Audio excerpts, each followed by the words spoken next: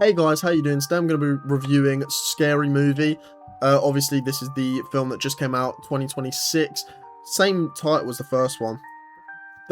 Irrelevant point, but there you go. Honestly guys, I didn't want to, I don't know, I didn't want to make this review initially. Going into the film, I thought I was just going to, fun film to watch with friends. Not that sort of film. But after watching it, I had a good time, so I thought, why not do a short review, very short, and just say how I felt about the film, because, it's not got the best reviews, which I find kind of interesting, because I personally had a good time with this.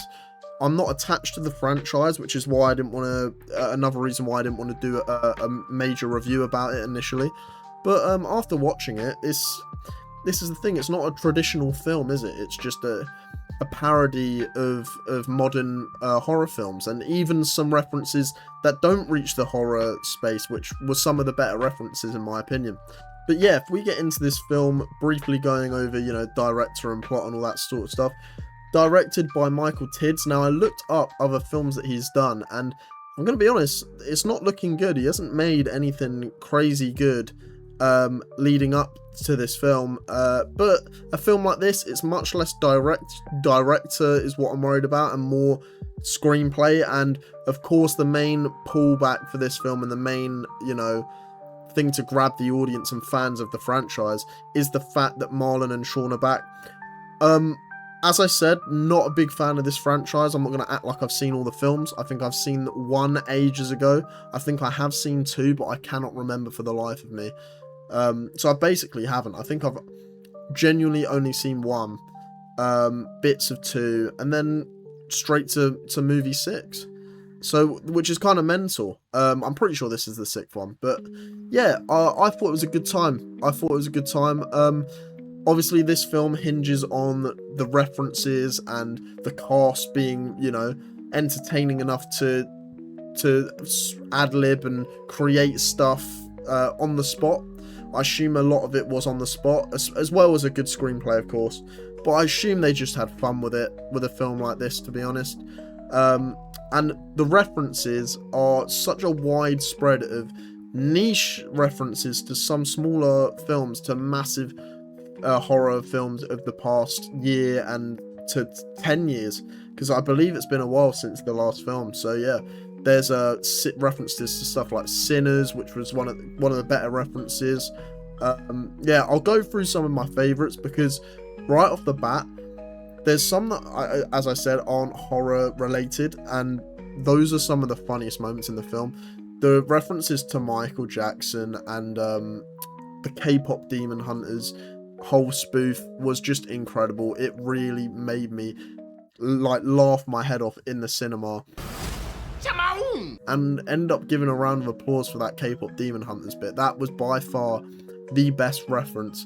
The John Wick one was cool as well. It was cool to see, it's cool to see them throw that in there, even though not specifically a horror, horror reference, but I don't know, it worked for me. I thought it was quite fun at the end, and that massive action set piece. Obviously there's the joke about her not being doing her own stunts and having her stunt double absolutely smash out the park was fun. I think that is the key thing with this film. It's got such bad reviews. Blows my mind, because it's not a traditional film in that sense. How can you grade this if you're grading it as a film? You're doing it a disservice, and you're not really being honest. It's more of just an entertainment parody, like long format video. You can't call this a film. The plot is the most loose thing. And to be fair, I did talk with friends that I saw the film with afterwards, and they did say that the first and second film is much more plot heavy. Still exactly the same concept of referencing and parodying old films, because that's the whole concept, right? But this by far has the loosest sort of narrative, is what I've been told. Maybe that's wrong, maybe it's not. I believe my friends are into this franchise, so I believe that. But yeah, I think I saw on like Rotten Tomatoes, which by the way, never trust Rotten Tomatoes anyway, because that is the most corrupt site of all time. But 20% is outrageous. It's not a 20% level film. It's a really fun watch. There was probably, I'd say, about 70 to 30, or maybe a little bit higher, 75 to 25 ratio of jokes that landed to those that missed. Majority landed for me, which is always what you want to see in a film like this. Yeah, it was some good stuff. The whole Wednesday being called Tuesday bit of just being an emo girl, that's funny stuff. I Know What You Did Last Summer got a massive burn from the screenplay, which was great. As I said, Sinners, all of the gay stuff, which I really didn't think that they were going to do, because I was going to say it's risky in 2026, but I think I've said it in a previous video. I think we're finally getting past the woke, as it's called, the woke stage of cinema, which was locked down to around 2024, where that would have been absolutely cancelled online, and you couldn't have a laugh. Like, you couldn't get away with that at those times. But I really think people were tired of that, and we're finally moving past it. We heard tell of a Halloween party. We're here to drink, play bad music, do some half gay shit. Why just half gay? Not to get political, but I think that's worth mentioning here, because they didn't hold back, which was, I saw some people's concerns going in, people online that are massive fans of the franchise. One of the concerns was, are they going to be able to, create that same humor, or are they going to have to sort of, what's the word, dull it down a bit by today's standards? It was a big concern, but I mean, in my opinion, I don't think they dulled anything down. I thought it was a really, really fun time with some dark jokes here and there. But yeah, I've got a list of all of the references I remember.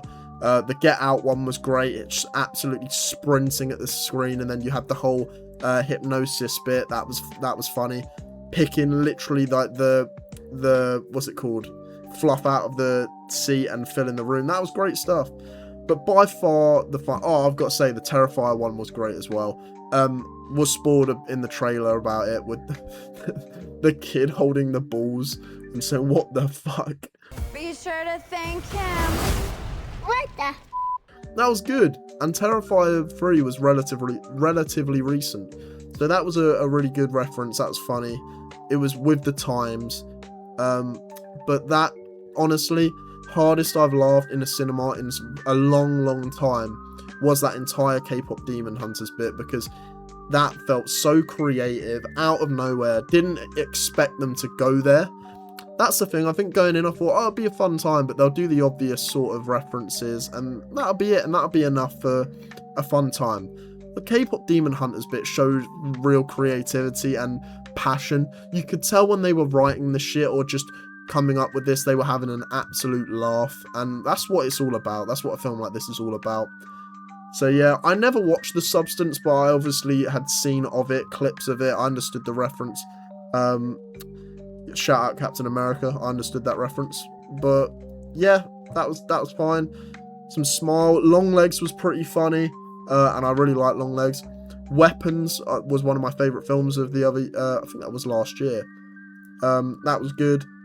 The Megan one was fine. Could have done without it, but they did bare minimum with it, which was just the cringe dance. It was more, that scene in the train was more about the pronouns and stuff, which was quite funny. Again, I think signifying that we're acknowledging how mental everything got around lockdown, in terms of, again, not to get political, but they were having a laugh with the state of society and stuff, and I thought it was fun. It was a fun time. So yeah, that's all I've really got to say. I'm not, as I said, not a massive fan of this franchise, but I had a great time with it, and it was an experience in the cinema that I hadn't had in a while, which was everybody it almost felt like you were participating in the film and with the audience, because our cinema was packed. I think this is going to make quite a good bit of money. I don't know what it's made so far. It's been out for quite a little while now, but yeah, my screening was absolutely packed, and everyone was laughing out loud, comments here and there, having a good time, which is what you want to see at the cinema, as well as obviously people shutting up when appropriate. But for a film like this, I think it warrants a laugh, and a loud screening, which is what I had.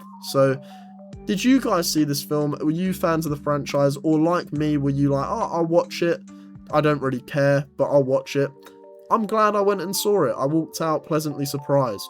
So, if I did rank this, or rate this out of 10, it's so hard, because as I said, it's not your traditional film.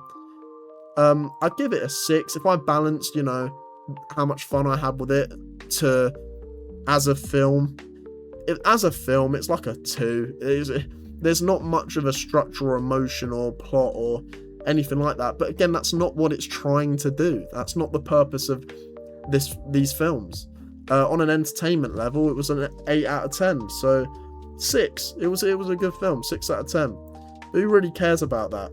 The point is, I had a fun time, and if you want to laugh, stick it on. I'm sure you'll have a great time when it comes out on, you know, on streaming, or if you want to go cinema and watch it. It's not a must watch at the cinema, but I had a good time, and it was quite good being in a room full of people that were laughing their heads off. It was a good feeling. So yeah, let me know what you guys thought. Thank you guys for watching, and I'll see you in the next video. Bye guys.